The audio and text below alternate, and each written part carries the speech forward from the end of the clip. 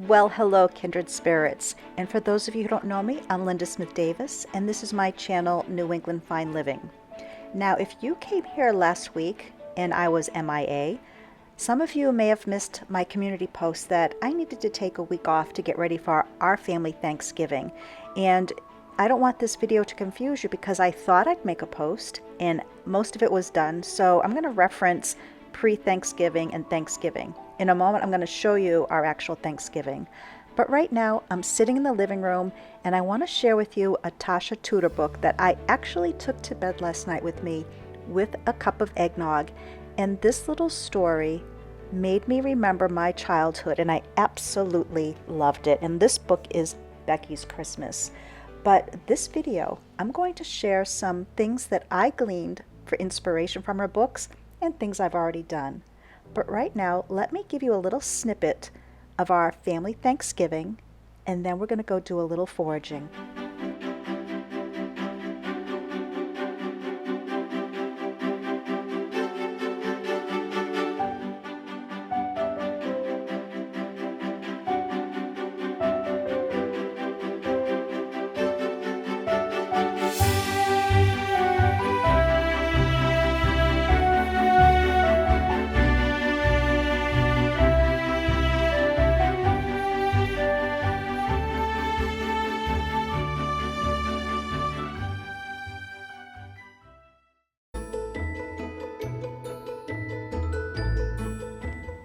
Now, this was the day before Thanksgiving, and I made just a classic big bowl of mashed potatoes.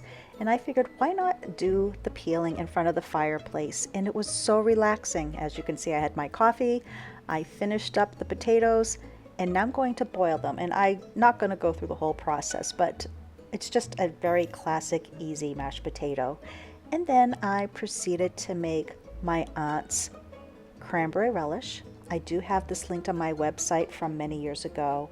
And then I also did a mulled cider. So this was a very enjoyable Thanksgiving for us, and it was a very small group.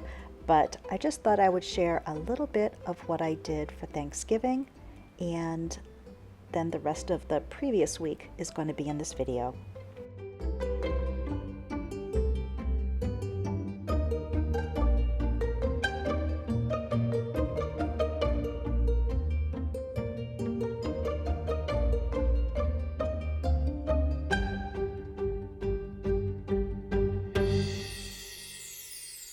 Now, whenever I make this cranberry relish, I always like to add one of the spoons that actually came from my aunt. I feel it's a fun connection, and it's one of those little fine living moments that I enjoy.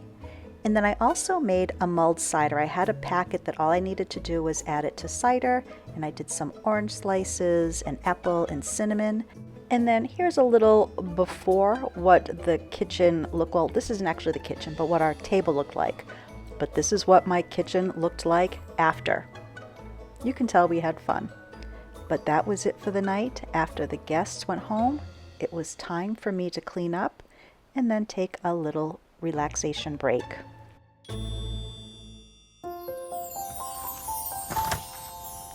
I decided to head outside and get some greens from the woods, and I'm realizing I have a lot further to walk out now after they remove some of the trees, and I'm still getting used to it. And it's going to take me a while. But once the barn goes up and I start to figure out where things used to be, like I'm walking pretty close to where my compost pile was, and I'm very confused still, but that's okay. I will get used to it. We're actually thinking of planting clover in all of these areas.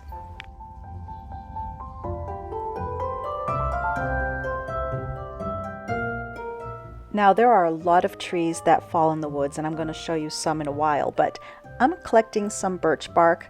I'm not going to be doing something with it in this video, but I hope to get some more and show you a project that I'm hoping to work on before Christmas. But we're going to make some items through the season that are nature inspired and things that are fairly easy to make. I'm just going to cut this limb while I'm here, because every time we come through with the gator, we hit it. I wasn't prepared to do this. I only have my little clippers for small greens. I should have brought my larger loppers, but That's okay. I can go back, but this worked, and I was able to move on my merry way. We'll get a start.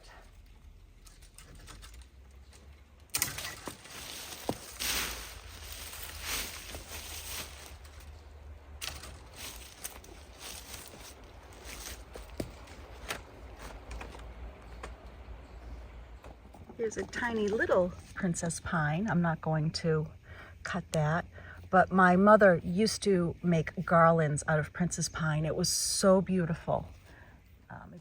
This is another spot I enjoy on the property. I can't tell you the reason why, other than maybe because it's open and getting sunshine, but this is where our property converges with two of our neighbors. And right on this knoll, once again, I thought it'd be really nice maybe to have a bench out here and just sit and listen to nature. I'm sorry, for those who say blue and black don't go together with clothes, tell that to the blue jays. I think it's a beautiful combination. And this is why, and there's many reasons why here in the woods, we took down the very tall pines, because they do not have a deep root system. And in high winds, they topple over if they're not settled. I mean, there's a lot that are over here. So I know somebody asked and made comment about us taking down the trees. We're building there. Now, I love looking under old tree stumps. I have found horseshoes. I have found axe heads. I'm sure some animals take refuge here, which I think is awesome. But you never know. And this is where I also like to do some metal detecting. There is a circle of stones. I know where it is here in the property, but one of my old paths is missing. It overgrew, so I'm just gonna take a cut through and see if I can find it. And I don't get worried about getting lost in here because our property is surrounded by other homes. So it's like if I end up somewhere, I'll end up in a neighbor's yard.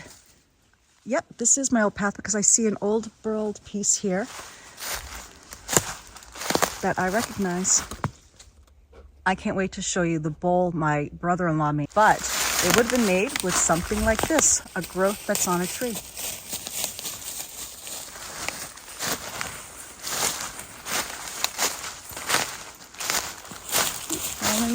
Following my path. Oh, I see a great piece of birch over there, but I'm not going for it. And here's some more evidence I was here. I have my piles up here.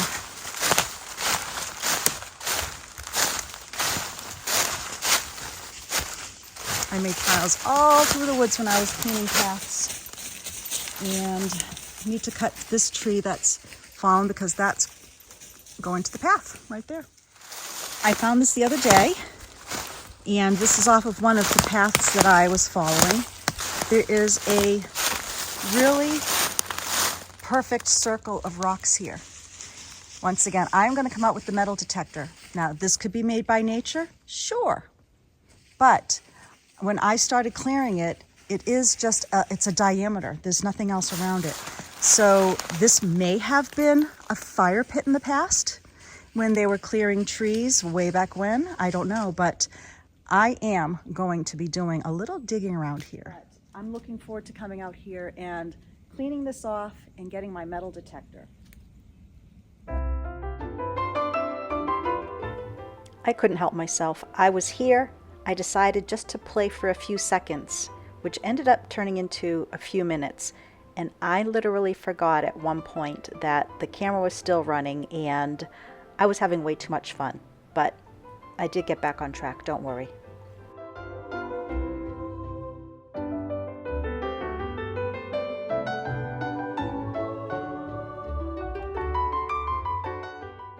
The next day, Ben and I did go back out there. He blew off this whole area for me with the heavy-duty leaf blower. I'm still confused. I did go out with the metal detector. I didn't find anything metal so far around it, but yeah, I have no idea what it is, but I will figure it out, and I'm going to open up the road that I found to it at one point. And like I said, I totally forgot that the camera was still rolling. I'm just sitting here thinking, figuring things out. Oh, look, I think I see where there was an old cart path and an old road. So of course I had to go and look at it from another direction. What could this be? I have no idea. And then all of a sudden it dawns on me, oh, I've got filming I've got to do. So I called Willow and I headed on my merry way.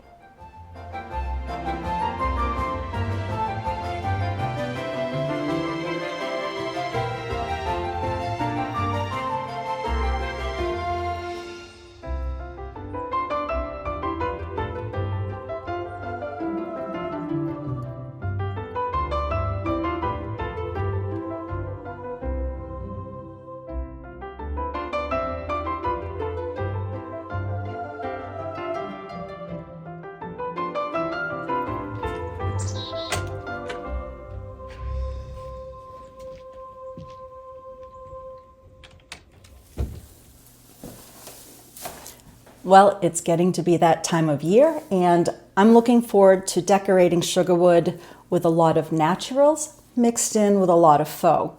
While I was collecting the greens, I started thinking about some of my favorite authors, and I wondered, how did they decorate for Christmas? And some of them I knew just from their books and their illustrations, one of them being Tasha Tudor. So I decided today I would just share a little bit of information that I got online from her books, and thought I'd share some info of how she decorated for Christmas and how I do see the similarities between colonial style decorating, some of the Williamsburg, and what I do here at Sugarwood. We just did a little foraging, and I'm also going to show you some photos, probably from the past. I'm right now doing this intro before trying to find those photos. So sometimes I'm working ass backwards. That's just what I do. So anyways, I have some fun things I've collected, and there's a lot more out there, but Willow wanted to come back in the house and get her breakfast.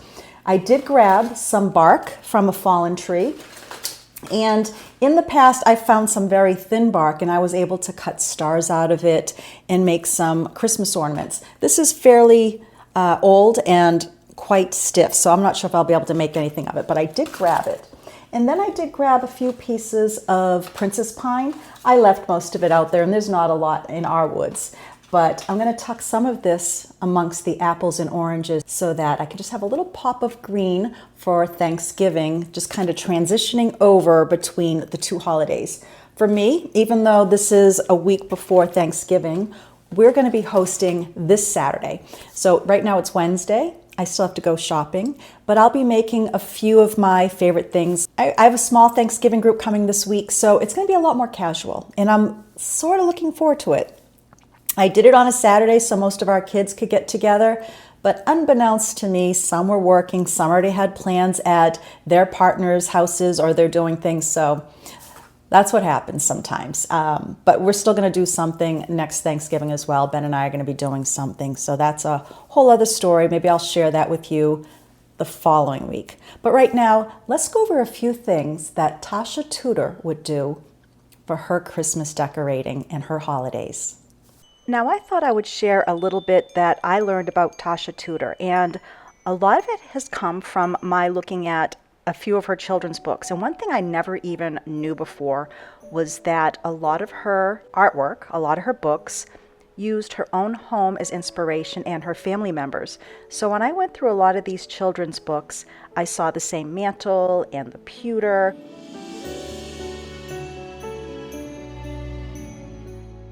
I saw the same advent calendars.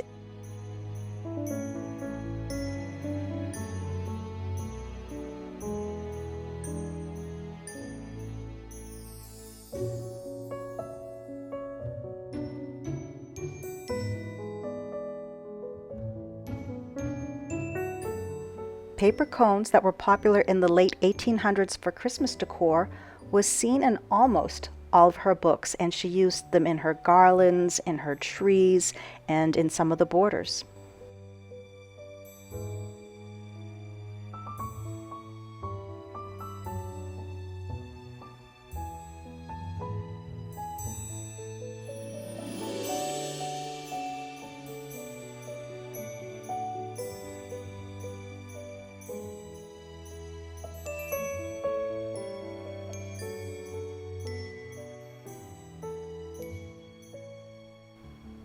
Now, a creche was placed in the brick oven in several of her books. I've lived in several homes that had the brick ovens. I also call them beehive ovens. And I have never put a creche inside that area. So let me show you in a moment. I did just that. This book inspired me to do so. It was just really nice to see how she connected her home, her love of old nostalgic New England in a lot of her books over the years. Now, I'm not going to go into the story about this creche again. It's in one of my old videos, but I cry almost every time I see it. This was given to me by a third grade teacher. I was deemed a special needs child with my ADHD, my dyslexia, my learning skills were subpar, and she pulled me aside, gifted this to me, and gave me some words of wisdom that changed my life. Another special gift was this manger was built by my father and myself when I brought it home, and it has been a part of my life for many, many, many years. Now, there's so much I could share from her books, from baking and storytelling. Even this photo, I love the ornaments that are hanging in the window. I might do that over the front door. There's already hooks there from a previous owner. But what I'm going to do now is show you some photos of things that I've done in the past and some photographs from around New England that I think Tasha Tudor would be proud of. Now, one thing is using evergreens and nature's bounty, using cut fresh greens, pine, cedar, hemlock to create garlands and wreaths and swags.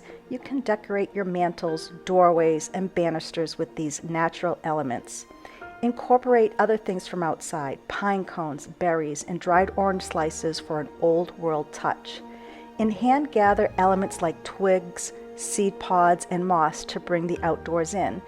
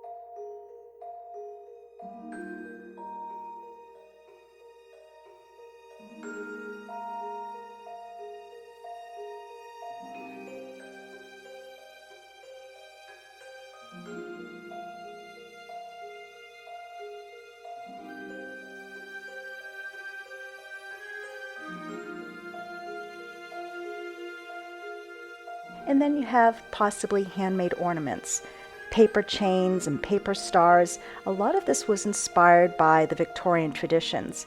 And last year and years before, I've shared some paper ornament ideas that we've created together, and then decorating the tree with salt dough or beeswax ornaments, which I have yet to do. I have not made beeswax ornaments, but I do have beeswax here that I might try. And then hanging tiny candles or fairy lights on trees for a nice warm glow, reminiscent of the days of candlelit Christmas trees. And I do remember my grandparents' tree up in Canada. She did have real lights on her tree, and I was always afraid, even as a child, that it would burn. But they were very cautious and watched it very carefully. Now, natural centerpieces, arranging fresh greenery in stoneware pitchers and baskets and bowls for a nice rustic yet elegant charm.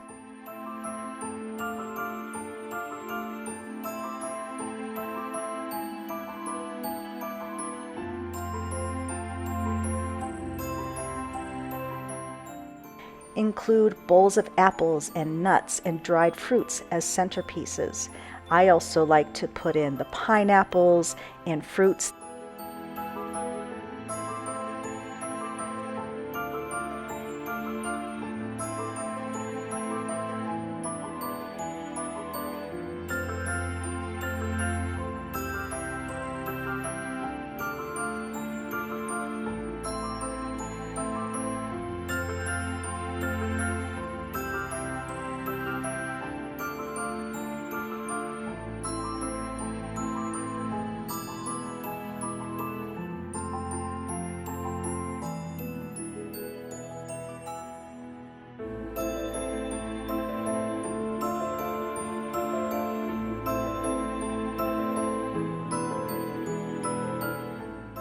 A traditional Christmas tree using small natural trees or old-fashioned tabletop trees.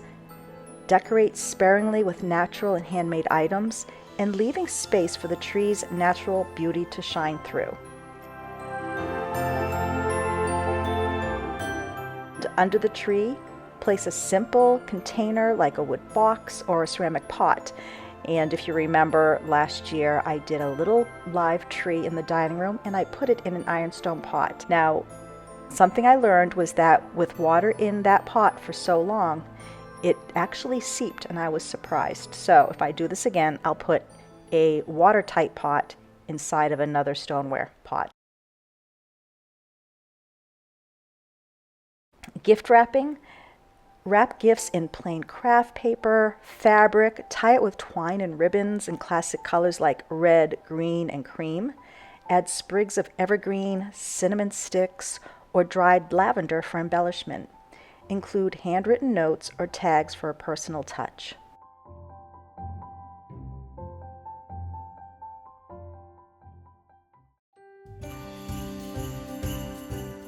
Hanging simple greens, wreaths with green and red and cream-colored ribbons on doorways and windows. And this is a wreath I was preparing for the Sugar Shack, and I'm looking forward to getting another one this year, adding lights, and seeing what it looks like with its new paint job.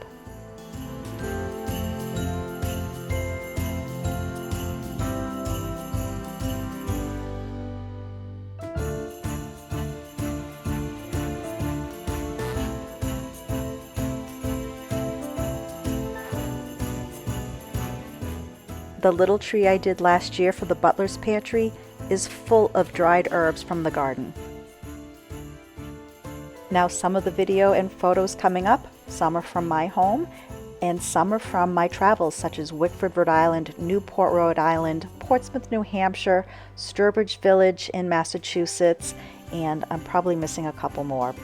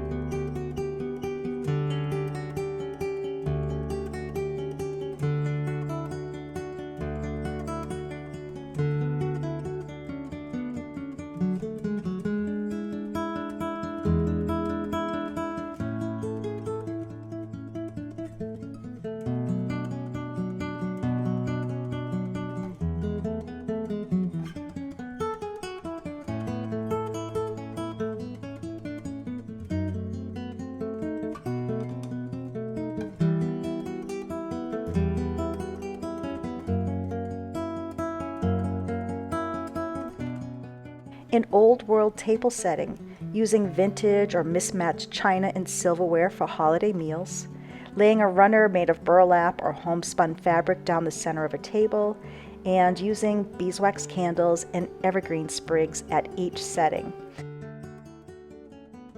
And let's not forget the warm glow of a candle in the window, welcoming and guiding family and friends from afar.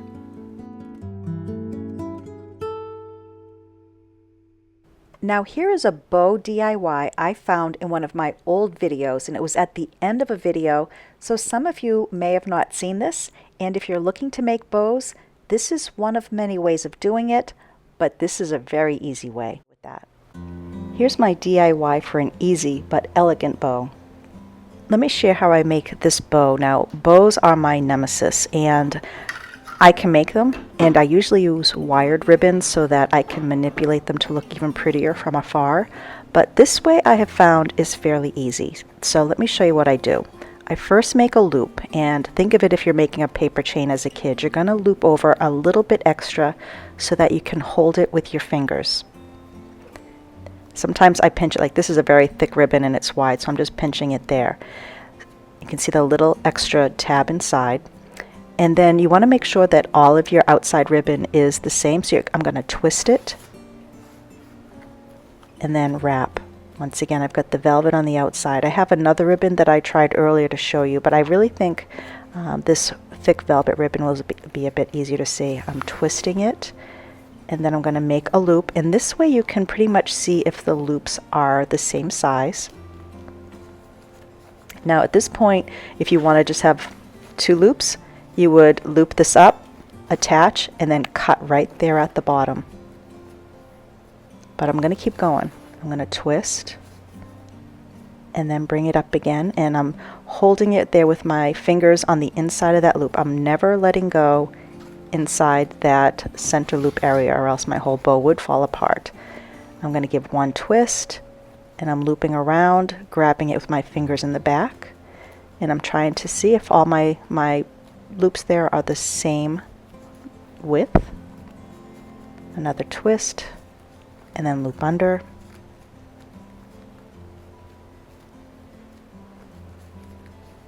Another twist. It's giving me a little bit of a problem here. And loop under. Now I'm going to stop with the 3 loops on each side, and then I'm going to create one large loop with my hanging tail there, attach it, and then I'm going to cut that long tail in the middle, which will give me the longer ribbons of my bow. I had a little bit extra ribbon here. I had about 5 yards if I was to use my arms as length. So when I bring this up to the center, I do have still about 1 yard hanging. So if I had done this with just 4 yards, I wouldn't have to cut this one little extra piece that's hanging, but that's okay. I wanted to see what size bow I wanted. So I can actually, and I did use that little tail extra for something else. You could even cut it in half and make 4 tails hanging from this bow. So right now I'm just going to put the wire inside the bow, and I'm going to spin it and make it really tight. At this point you want to make sure that little tiny overlap is grabbed inside of the loop, and that you have all of the pieces in there just to hold your bow together tightly. And you don't have to spin it like I did, you can just twist the back. Have fun with trying to make a bow, and if it doesn't work out the first time, try again. Now that I have it secure, I'm going to get rid of that extra hanging piece. And like I said, I could add that so I have 4 tails hanging, but I'm just going to fluff up my bow now, and here is my larger loop.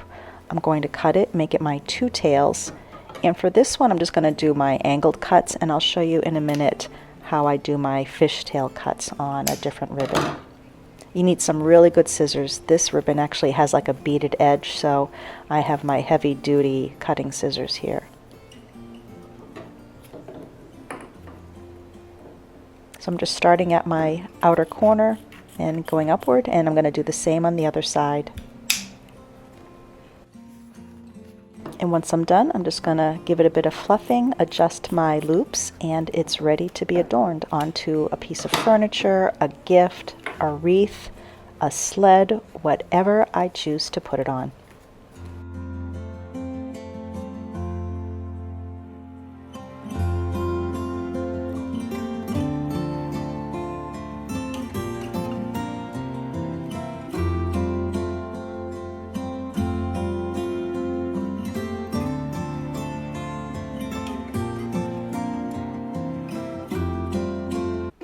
And for those wondering about Ben's birthday party, it went without a hitch. We had close to 30 people, if not a little bit more, in our home, and it was so lovely seeing people sitting and enjoying the rooms and the fireplaces, and all of the work was worth it. Now, I wanted to do a whole tour, but by the time I was ready to do so, guests were here and I wanted to give them the privacy. And I was even going to do a whole walk around here in the room, but I got distracted by something and then the doorbell rang and I didn't get to finish. But at least you're getting to see this little bit. And then I'm going to show you the bowl that my brother-in-law made that I mentioned earlier in the video, and then our closing. And I look forward to seeing you next week with more Christmas decorating ideas from New England Fine Living.